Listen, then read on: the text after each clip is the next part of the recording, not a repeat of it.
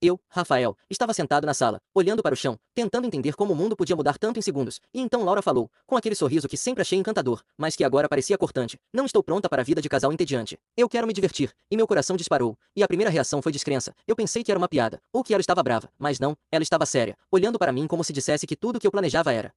insuficiente, e eu tentei rir, mas saiu um riso seco, e falei: como assim, entediante? A gente tem uma vida boa, tranquila, não é isso que você queria. E ela balançou a cabeça, jogando o cabelo para trás, e disse: não, eu quero sentir coisas novas, conhecer pessoas, lugares. Não quero só ficar em casa vendo filme toda sexta-feira. Eu não quero isso. Não agora. E senti um frio percorrer minha espinha, porque era como se o chão tivesse desaparecido. E eu lembrei de todas as vezes que imaginamos o futuro juntos, todos os planos, todas as conversas sobre nossa casa, nossos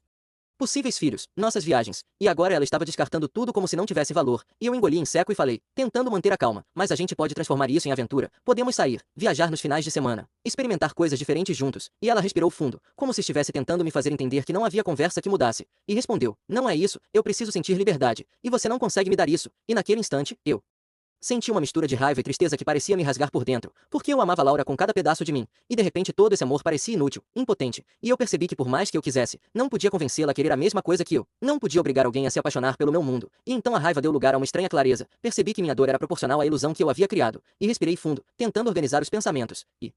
disse, com a voz trêmula: então você quer me deixar? E ela me olhou com olhos que buscavam compreensão, mas que refletiam certeza, e falou: eu acho que sim, pelo menos por enquanto, até eu encontrar o que quero. E eu engoli a vontade de chorar, engoli a sensação de abandono, e apenas a senti, porque não havia como discutir com a decisão dela, não havia como segurá-la sem machucar mais, e fui para o quarto, sentei na cama, olhei para nossas fotos, nossos ingressos de cinema, bilhetes bobos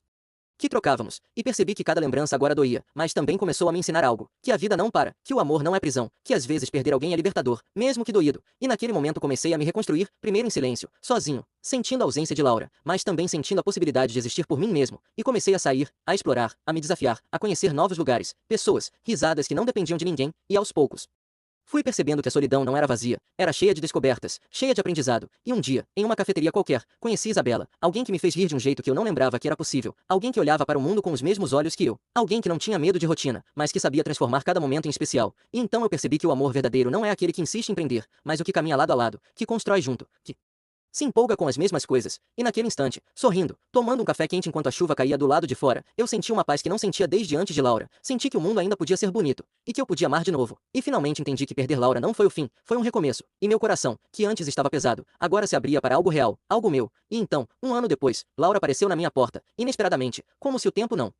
tivesse passado, com aquele mesmo sorriso que me cortava o peito, e disse: Rafael, eu pensei muito nesse último ano, percebi que cometi um erro, quero tentar de novo, quero você de volta. E eu fiquei em silêncio, olhando para ela, sentindo uma estranha mistura de memórias, dor e finalmente orgulho